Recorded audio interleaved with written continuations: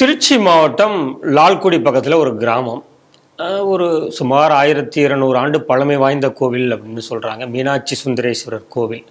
வழக்கம் போல் அர்ச்சகர்கள் எல்லா பூஜை புனஸ்காரங்களை முடிச்சுட்டு நடையை சாத்திட்டு ராத்திரி கிளம்பிட்டாங்க.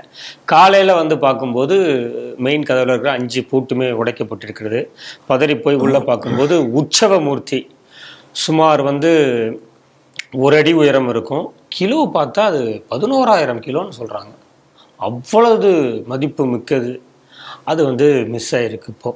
அது ஒரு செய்தி. ரெண்டாவது, கோவை மாநகராட்சியில் இருக்கக்கூடிய டாட்டாபாட் ஏரியா. 50 வருஷமாக அங்கே ஒரு சௌபாக்கிய விநாயகர் இருக்கார். அதுக்கு பக்கத்திலே இந்திய நிறுவனத்தின் உணவு பாதுகாப்பு கழகம் அதனுடைய செவ்வறு அதை ஒத்தி வருது. அது அடியில் கூட பாதாள சக்கடை போது போல இருக்குது. அதனால் இந்த கோவிலை வந்து எடுக்கணும் அப்படின்னு சொல்லிட்டு பொதுநல வழக்காக ஒரு வழக்கு போட்டு அதை வந்து அதிகாரிகளே அதை வந்து டிசைட் பண்ணிக்கலாம். இடைஞ்சல் இல்லைன்னா எடுக்க வேண்டாம், இடைஞ்சல் இருந்ததுன்னா எடுத்துருங்க அப்படின்னு அதிகாரிகளுக்கு நீதிமன்றம் உத்தரவு போட்டிருக்கிறதாகவும் சொல்கிறாங்க. அங்கே இருக்கக்கூடிய மக்கள் அது யாருக்கும் எந்த பாதிப்பும் இல்லாமல் தான் இருக்குது அப்படின்னு சொல்லிட்டு தர்ணாவும் இருக்கிறத பார்க்க முடியுது. இந்த 2 செய்தியும் எப்படி பார்க்குறீங்க? முதல்ல திருச்சி லால்குடி பக்கத்தில் இருக்கக்கூடிய நன்னிமங்கலம் அப்படிங்கிற இடத்துல தான் நீங்கள் சொன்ன அந்த 1200 வருட மீனாட்சி சுந்தரேஸ்வரர் கோயில் இருக்குது.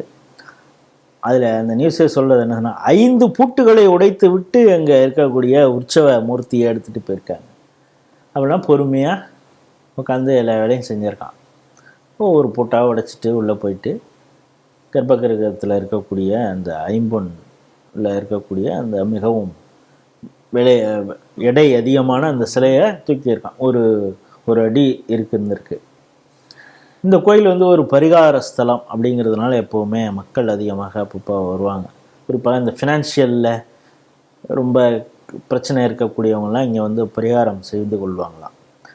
வந்தவன் வந்து ஏதோ முரட்டா ஏதோ குடி போதையிலே இவங்க சொல்லுவாங்கள்ல, மனநலம் பாதிக்கப்பட்டவர், குடி போதையில் இருந்தார் இப்படிங்கலாம் சொல்லுவாங்கள்ல. அப்படிங்கெல்லாம் இல்லைங்கிறது மாதிரியான ஒரு செய்தியும் வருது. என்னென்னா, எல்லாத்தையும் திருடி ஆசுவாசமாக எல்லாம், ஏன்னா 5 பூட்டை உடைச்சிருக்கான்ல, 5 பூட்டை உடைச்சிடலான்னு ஏதோ அவனுடைய நோக்கம் என்ன இருந்திருக்குன்னு தெரியும். ஏன்னா உண்டியல் இருந்துக்கு காலத்தில் அது தோட்டல தலைவன் குறிக்கோளோட வந்திருக்கான். அந்த சிலையை மட்டும் தான் எடுத்திருக்கான். சரி, எல்லாம் எடுத்திருக்கான். இது எல்லாமே பதிவாயிடுமே சிசிடிவி கேமரால. அதனால டிவிஆர் அந்த எது பதிவாகுமோ அந்த சிசிடிவி காட்சிகள் பதிவாகக்கூடிய அந்த இன்ஸ்ட்ருமெண்ட் டிவிஆரை அதையும் சேர்த்து தூக்கிட்டு போயிருக்கான். அப்படிங்கிறப்ப எவ்வளோ விவரமான திருடன், எவ்வளவு நாள் வந்து கண்ணம் வச்சு தலைவன் பார்த்துருக்குறான் அப்படிங்கிறது தெரியுது. இப்போ பல கோயில்களில் பாதுகாப்பு எல்லாம் அவங்க போட்டிருக்கேங்கிறாங்க. இது ஏன் இப்படி நடக்குது அப்படிங்கிறது தெரியல. இது குறித்த முழு விசாரணை செய்யணும். இப்போ அடுத்தது சொன்னீங்க, வடகோவையில் மாநகராட்சி 68வது வார்டில் ஒரு டாட்டாபாத்தில் சௌபாக்கிய சித்தி விநாயகர் கோயில் 50 ஆண்டுகளாக இருக்குது. அந்த பகுதி மக்கள் வந்து தினசரி வந்து பூஜை அங்கெல்லாம் நடக்குது. இன்னும் சொல்லப்போனால் அந்த நீங்கள் சொல்கிறது மாதிரி இந்திய வாணிப கழகம் 500 ஃபேமிலிக்கு மேலே இருக்காங்க. எல்லாருமே இங்கே வந்து பண்ணுறாங்க. அங்கே சென்ட்ரல் கவர்மெண்ட் இது இருந்தால் கூட காம்பவுண்ட் சுவர் இருக்குது, அதை ஒட்டி தான் இருக்குது கோவில். ஆனால் பாதாள சாக்கடை, இது எந்த புண்ணியவான்னு தெரியல. இந்த கோயிலுக்கு பிடிக்காதவனா இல்லை கிரிப்டோ எவனாதா, யார் இதுக்கு வந்து புகார் போட்டிருக்கான் அப்படின்னு தெரியல. ஆனால் கோர்ட்டு வந்து இதை இடிச்சே தள்ளணும் அப்படின்லாம் சொல்லலை. இடிச்சே தள்ளு, இது வந்து சட்டவிரோதம் அப்படின்னு சர்ச்சுக்கோ மசூதிக்கோ சொல்லி இருந்தால் கூட அந்த கூட இன்னும் அப்படியே தான் இருக்கு. ஆமாம், அது கோயம்புத்தூர் மாவட்டத்திலே இருக்குது. இப்போ கூட சர்ச்செல்லாம் கூட அப்படி பொது பாதையை அடைச்சி வச்சிருந்த சிஎஸ்சி சர்ச் இதெல்லாம் இருக்குது. இதை பற்றியெல்லாம் எந்த நடவடிக்கையும் எடுக்காத அதிகாரிகள், நாங்கள் கோர்ட்டு சொன்னது தாங்க செய்கிறோம், நாங்களெல்லாம் எதுவும் செய்கிறதில்ல, கோர்ட்டு சொல்லியிருக்கு அது சரி. ஏண்டா மற்றதுக்கு அவங்க அடிக்க வருவாங்க, உதைக்க வருவாங்க. அதனால நீங்க வந்து கொஞ்சம் சட்டத்துக்கு கொஞ்சம் மதிக்கக்கூடியவங்க. அதனால தாங்க உங்களே ஏறி வச்சு கழுத்துலேயே காலில் வச்சு மிதிப்போனாங்க அப்படின்னு சொல்லக்கூடிய அதிகாரிகள். அதுக்கப்புறம் மக்கள் எல்லாம் திரண்டு போராடினோடனே இப்போதைக்கு அதை ஒத்தி வைக்கிறோம்.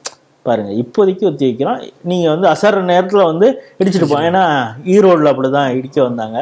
அப்பொழுது காடேஸ்வரா அவர்கள்லாம் கூட போராடினாங்க. அவங்களையும் கைது செய்து எவ்வளவு பலவந்தமாக இரவோடு இரவாக இடித்ததெல்லாம் இருக்கு. அதே பல கோயில்கள்ல இடிச்சிருக்காங்க. தோரண வாயில் எல்லாமே இடிச்சிருக்காங்க இரவோடு இரவாக வந்து. ஆகவே இந்துக்களை வந்து என்னன்னா டேக் இட் ஃபார் கிராண்டட், சும்மா அப்படி இருப்பான். இதில் சில குழுக்களாக அப்படியே பிரிச்சிடலாம். இதில் கோயில் கமிட்டிக்கு பிடிக்காத ஒரு ஆளும் கோயிலுக்கு வருவான். பண்ணுங்க பார்த்துக்கலாங்க, அதான் பண்ணியிருப்பானுவங்க அப்படின்னு. எதுனா நேற்று ஒரு செய்தியை நம்ம எடுக்கலான்னு இருந்தோம். நம்ம பகுதியில் தான் கபிஸ்தலம் பக்கத்தில் ஒரு மாரியம்மன் கோயில். ஆனால் அந்த கோயிலில் நல்ல எண்ணம் கொண்ட பக்தர்கள், அங்கே இருக்கக்கூடிய சிவசேனா, பாஜக எல்லாருமே போராடி இருக்கிறாங்க. ஆனால் என்ன பிரச்சனைன்னா, அங்கே வந்து நிர்வகிப்பதில் ஏற்கனவே 2 குழுக்களாக இருந்து ஒருத்தவன் தான் பிராது கொடுத்துருக்கான். அறநிலையத்துறை உடனே வந்து அதை வந்து ஃபுல்லாக கேப்சர் பண்ணணும்னா என்ன பண்ணும், ஒரு கால பூஜையில் அது இருக்குதான், இருந்தாலும் அதை முழுவதுமாக நாம் கபலீகரம் செய்ய வேண்டுமே, அதை என்கரேஜ் பண்ண வேண்டுமேங்கிறதுல அவன் ஃபஸ்ட்டு செய்யக்கூடிய இது என்னன்னா, இப்போ வாய்க்கா வர அந்த வயலில் அவங்கள எக்ஸ்டெண்ட் பண்ணுறது, இன்னொருத்தவன் இடத்தையும் ஆட்டையை பண்ணுங்கிறது என்னென்னா, வேலி கட்டுவாங்க. கட்டிக்கிட்டே ஒரு தடவை வேலி கட்டியிருப்பாங்க. பார்த்தீங்கன்னா திடீர்னு அவங்கள அடுத்த தடவை கொஞ்சம் அப்படியே தள்ளி வேலி அப்படி அவன் உடனே ஏய் என்ன குழி மாற்றி போடுற அப்படின்னு வந்து அப்போ தான் அந்த நம்ம கிராமத்திலாம் சண்டை வரும். போன தடவை எங்கே நீ வச்ச பூவரச மரமே வளர்ந்துருக்குது, நீ அதை தாண்டி இன்னொரு காலம் நடுறீன்னா என்னை பார்த்தா உனக்கு என்னவா தெரியுதுன்னு நம்ம தஞ்சாவூர் பாஷையில் அவன் அதுக்கு பதில் சொல்லுவான். ஸோ 2 பேருக்குள்ளார சண்டை வரும். அதுக்கப்புறம் ஏதோ ஒன்று பஞ்சாயத்து 2 பேரும் அண்ணன் தம்பியும் உங்களுக்குள்ளார இப்படியெல்லாம் பண்ணிட்டு இருக்கீங்கன்னா பஞ்சாயத்து பேசி முடிப்பாங்க. இப்போ இது மாதிரி என்கரேஜ்மெண்ட் ஹெச்ஆர்என்சி எப்படிடா பண்ணும் அப்படின்னா, டானு கொண்டாந்து உண்டியலை உண்டியலை வச்சுட்டேனே அப்படின்னா, உண்டியலை வச்சா என்னங்க, உண்டியலை வச்சா அது ஹெச்ஆர்என்சி உள்ள வந்துருச்சுன்னு அர்த்தம் அப்படின்னு. ஸோ அது மாதிரி ஆட்டையப்பட பார்த்துருக்காங்க. இது வந்து ஆக்கிரமிக்க நாங்கள் விட மாட்டோம்னு அந்த பக்தர்கள்லாம் போராடி இருக்காங்க. ஆனால் இந்த ஹெச்ஆர்என்சி உள்ளவான்னு கூப்பிட்டதே கோயிலேருந்து இருக்கக்கூடிய ஒரு குரூப்பு தான் அப்படின்னு பார்க்குறோம். இப்போ நமக்கு பக்கத்தில் இருக்க வெஸ்மாம்பலத்திலே பார்த்துருக்கோம். அந்த ஆரியகூடா சாலையில் இருக்கக்கூடிய அந்த ட்ரஸ்டையை அதையே இப்படி உள்ளுக்குள்ளே இருக்கிறவங்களே புகார் கொடுத்து வர வச்சுது. அதுக்கப்புறம் மிகப்பெரிய போராட்டங்கள்லாம் நடந்ததுங்கிறது ஒரு பக்கம். ஸோ நம்மளுக்குள்ளார இருக்கக்கூடிய ஒரு பிரச்சனை ஒரு பக்கம் அப்படின்னா, இந்த போட்டு சொன்ன ஒரு சின்ன அவங்க உத்தரவாக கூட சொல்லலை, உங்களுக்குள்ளார பேசி சரி பண்ணிக்கங்க அப்படின்னு சொன்னதையே இவங்க வந்து நீக்குவாங்க. ஆனால் மாற்று மதத்தினருக்கு கோர்ட்டு உத்தரவு பிறப்பித்த பிறகும் அதன் மீது கை வைக்க துணியாத இந்த அதிகாரிகள் இந்துக்களை சல்லுசாக நினச்சிக்கிறாங்க அப்படிங்கிறது தான் அந்த செய்தி. இந்துக்கள் விழிப்படைந்து போராடி இருக்கிறார்கள். ஸோ இந்த போராட்டம் தொடரணும். அந்த மக்களுக்கு ஆதரவாக அங்கே இருக்கக்கூடிய அமைப்புகளும் துணை நிற்க வேண்டும் அப்படிங்கிறது தான் நம்முடைய பார்வை.